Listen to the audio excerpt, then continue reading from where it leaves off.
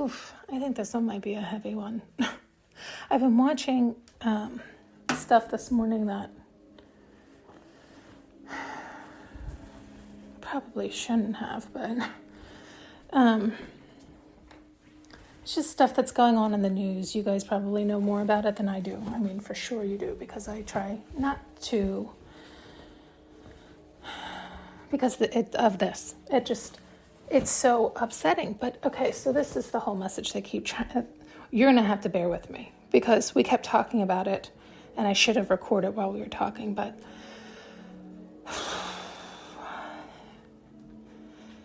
it doesn't change anything, right? Like, we keep getting sucked into the same pattern of good guy and bad guy, and it gets so muddled, right? Like, none of us will ever know all the full story of anything, nor do we need to, in the sense that we're not helping anything. Everybody thinks, okay, so then these are the victims and these are the bad guys. And again, it goes back to, I'm not saying they don't need to be brought to justice, all these things, all of that, yes. But how are we actually helping from this continuation? We're not. We're adding fear and fright into people, which definitely does not help. And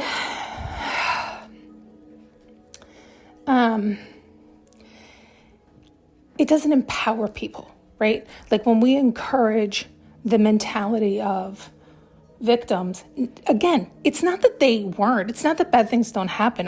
It's not that.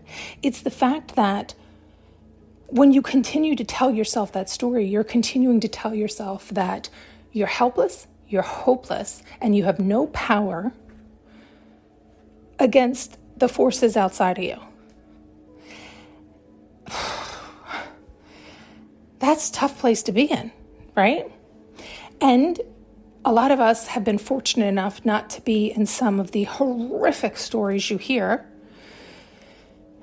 yet you have likely been in the mindset of a victim, even to a very tiny degree. And so then you can understand it to a tiny degree. And how disempowering does that feel? It feels horrific, right? I mean, talk about going into the deep depths of depression. You know, why do you think they have to turn to numbing devices? So what is that doing? What is that accomplishing? Not a fucking thing, right? It's awful. It allows them to take themselves out, which is fantastic for the, quote, bad guys. It's almost a way for the universe to force everybody, wake the fuck up and take your power back. How do you do that? Some of us, listen, I've had to learn many hard lessons where I was not honoring myself at all. I was totally looking to get from outside myself, even if it was the disillusion of getting love, right? Like thinking that love came from outside of me, right? All these things that we do as humans, it's almost like it gets louder to scream in our face more, to remind everybody to get the fuck back to themselves, to start loving themselves, to start understanding what that means and looks like. And does that mean that we won't fall into traps? Nope. But those traps are meant to show us, oh shit, I forgot that love comes from within. I got to get back to me. But we do forget these things. That's when we fall asleep. And so it's like, how bad does it have to get before you wake up and take your power back? So if we can start focusing on how to love ourselves and what that means, and honoring ourselves and looking at our own lives and focusing there, I believe the better off we're going to be, versus fighting against, resisting, calling out these bad guys, which does what? It goes back to the judging and the right and the wrong of things that we don't actually know all the details to and never will. And again, do you want to live your life doing that? Right? So then you get the bad guy. I hate to tell you, they've already groomed millions more. It doesn't stop and start with them. It's the idea that I shared with you with the to give a better visual. Think of all humans are just vessels empty pots. And so when there's open spots, we're inviting demons in, lower energies, lower thought forms. They come and they take up space and real estate in people's bodies and minds, and they take them over. And so if you're not loving yourself and you can't fight those demons out, you're, quote, on the bad side. So those energies, those thought forms, you have to transmute that energy or get it the fuck out of you, but it doesn't stop there. Does that make sense to people? It's like the idea of, okay, so there's this one horrific bad guy. We kill that bad guy. Yay, woohoo, bad guy's gone. No, it's not. It's just seeping, that energy, that lower dark energy never leaves this realm, right? It's like you have to elevate. This is why you've heard me say, I love the unseen, right? Because you can't go back into the unseen with that tainted mess. That stays here, right? That stays in the visible. It's the unconditional purity that floats back into bliss. That's why people talk about what are heaven and hell and all these things, where it's like it was slightly misconstrued in thinking that you had to die to reach it. Yet it's also the understanding that, well, it is only the pureness of the soul that returns. Even if it is at, I don't know how to verbalize what they're showing. It's showing like tiny, some souls go back tiny. I think they just mean like haven't learned all their lessons. So it hasn't maybe been an evolved soul, but it's still the pure soul. And so we have to come back and learn our lessons over and over until we do. And our lesson is how to get back to us, to love us fully and completely, and to not look outside ourselves to get, forgetting we're it. We are everything. We're the universe, all within. But we have to unlock it all within and remember it all. And remember that we're worthy of everything we desire. And we have to understand the depths of what that means, right? We end up taking this superficial oftentimes. But then it just causes more victims because nobody's actually learning to stop feeding into. I mean, I know they're showing like a lot of people feed into it because they want to bring awareness to it, which I think is great, right?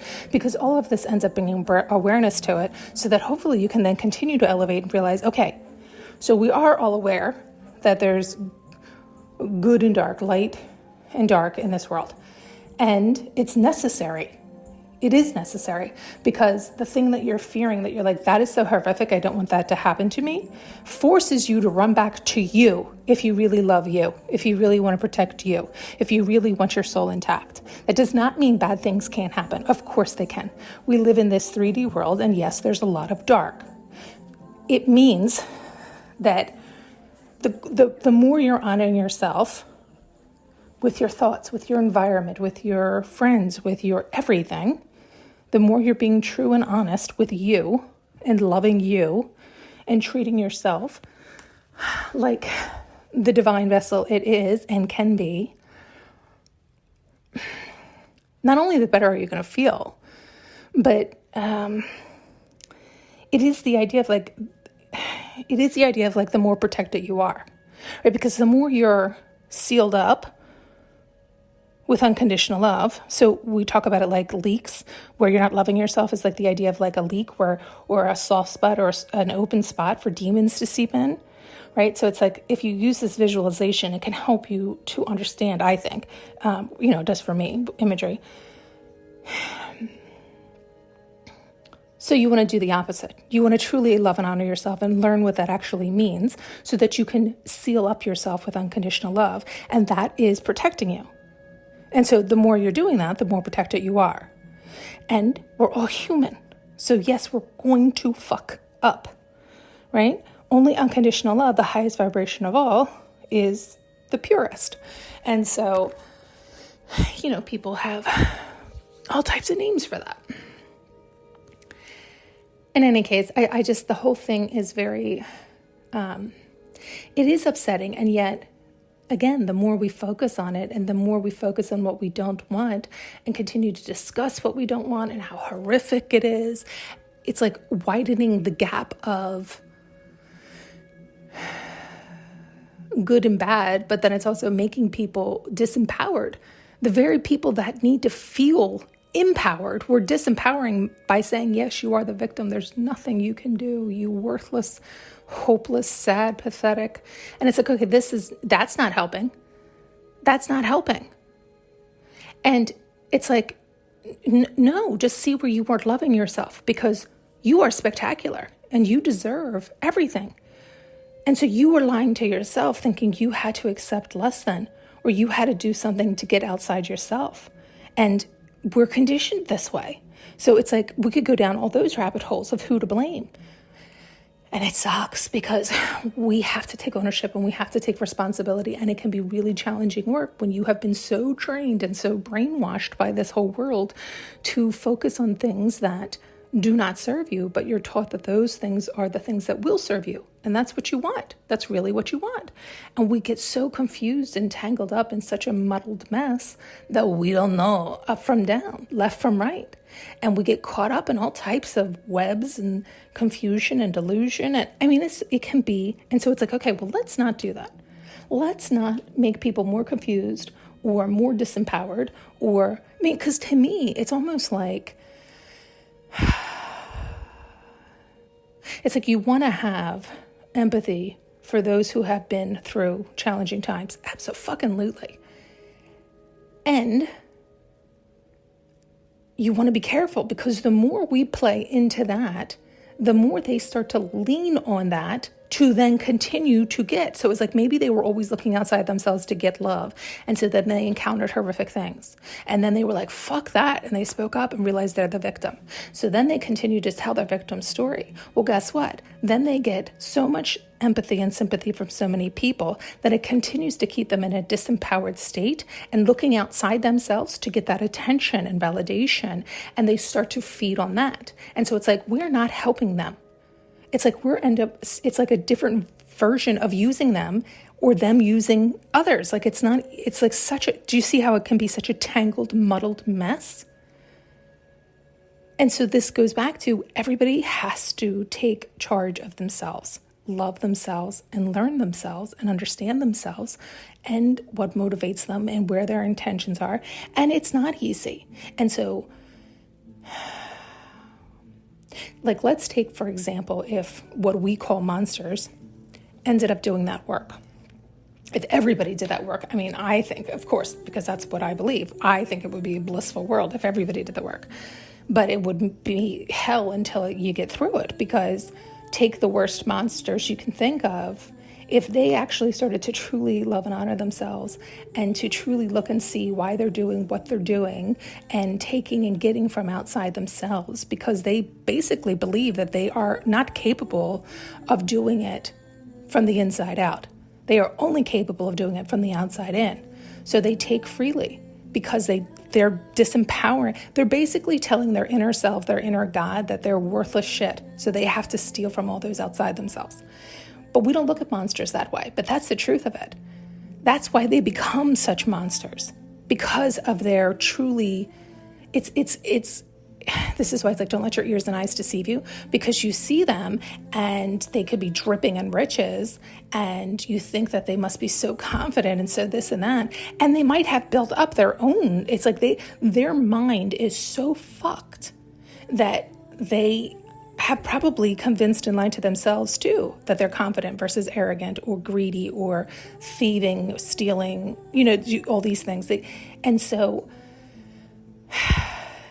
the nightmares they're going to have to go through, if they ever want to make it to that true bliss, is going to be tremendously more difficult for like those of you and I, right? Like the average Joe. So, but it's almost like sometimes it's the universe showing us on bigger scales to be like, these are examples and warnings. How much do you love your life? Enjoy your life. Be present now in your life. Start to determine what it means to truly love and honor yourself so you can fill up with unconditional love and you can be that example for others, because others have to do their own work. Everybody has to do their own work. Because nobody else can, well,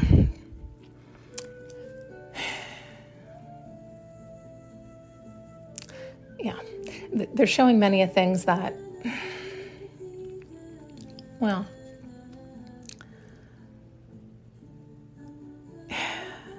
it's like the only thing that's it's tricky to say some of the things they're saying, but it's like the point is, the thing that's relevant is that you truly have to know that you're good enough, exactly as you are. You're lovable, and so you have to. It's like course correct yourself, right? Look, we all make mistakes, so you have to forgive yourself. You have to reunite with yourself. And that's what I mean by it's going to be more challenging for those who have gotten so far from themselves that they have done so many things to dishonor themselves.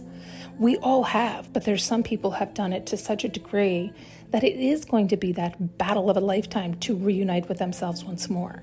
And many of these people, it's battles of many, many, many lifetimes. So they get disillusioned from, like in the current here and now by riches or fame or many other things. And we talk about this. This is like, it pumps up the ego. It's the false illusion.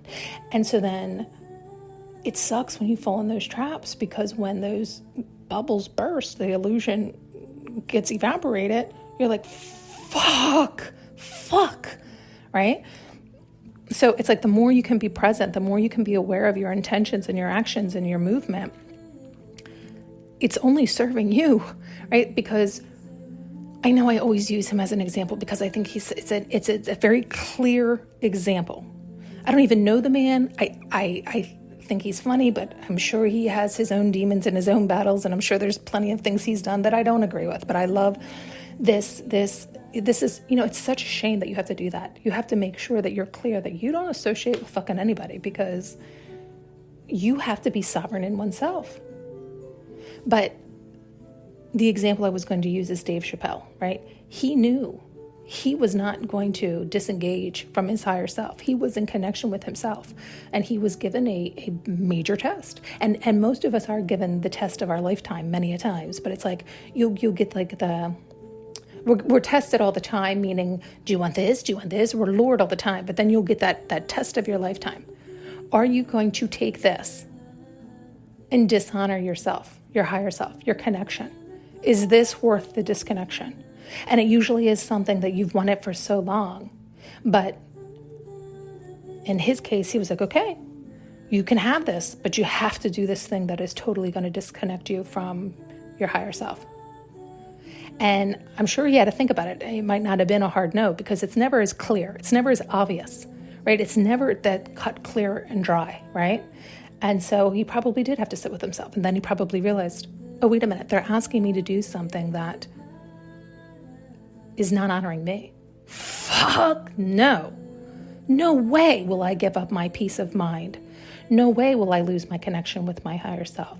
And probably, honestly, because he had probably lost connection with his higher self, to realize, no, thank you. I know what that hell is like. I know how hard it is to get back in alignment with myself, to forgive myself. And so this is something that, no way, it would take me too long.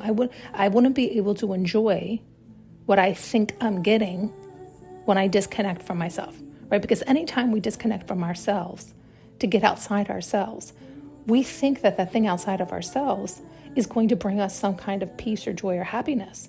But if it's at the risk of disconnecting from ourselves, it will never give you that. That's why you want to wait until you're in alignment, in connection, coming from your highest and best, moving from your heart with pure intentions, and things will just fall in your lap. The things that you desire.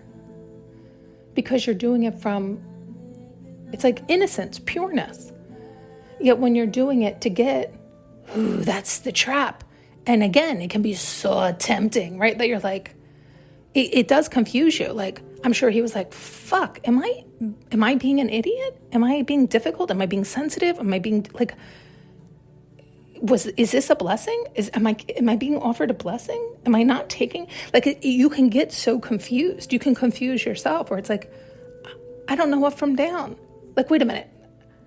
Oh, but wait a minute. I have to do things that I want to be in alignment. Oh, there's conditions.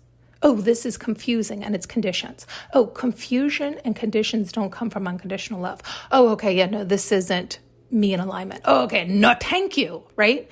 And he walked away. His alignment, his connection, his peace of mind was worth billions more than any amount of money, right? That gets priceless. And he was well aware of that. It's just such a good example, I think, for people to hear and see, because it can be that way. It can be that, well, I'm saying that clear cut and clean, but it's also explained that I bet you there wasn't as clear cut and clean, right? Like we hear the end result, but I'm sure there was a little bit of struggle in there, right? And if there's not, and that's beautiful for him, but my point in telling you that is, I don't want you to, it's like beat yourself up, because I'm sure there's going to be, it's like the more you awaken, at least for me, it's like the more you realize you did many things to get outside yourself, but it wasn't conscious. Some of it was because it was so autopilot. You were so used to reaching outside yourself for those things because you were never empowering yourself, and you didn't learn how to do that. And that's the hard work, learning how to do that, how to forgive yourself, to reconnect with yourself, to get back to yourself. After all that is challenging, because it is your subconscious mind then tosses up all the times. Well, remember when you did this and this and this and this, oh, and this and this and this, and you're horrified by your own actions to the point where you do wonder, like, what the fuck was wrong with me? That isn't even like me. And it's like, no, it's not you. That's not your heart's truest desire. You're right. That was when you weren't loving yourself at all. And all these lower energies were seeping in. These lower thought forms were seeping in and taking over, running the show. You were not at the head of your table. You were not in charge. You allowed, by agreeing with them, allowing them to mess with your mind, right? You have to get in alignment and stay there, and you're going to fall off, so don't beat yourself up, but recognize it more and more. And the more you recognize it, and the more you acknowledge it, take ownership of it, and do better, it's like the easier it gets. But it can be fucking damn near impossible sometimes, or at least for me. Like there was times where it was like, oh, I'm living in a nightmare. And so this is such a long-winded way of like everything I watched this morning. It was like we're just swirling in the mess.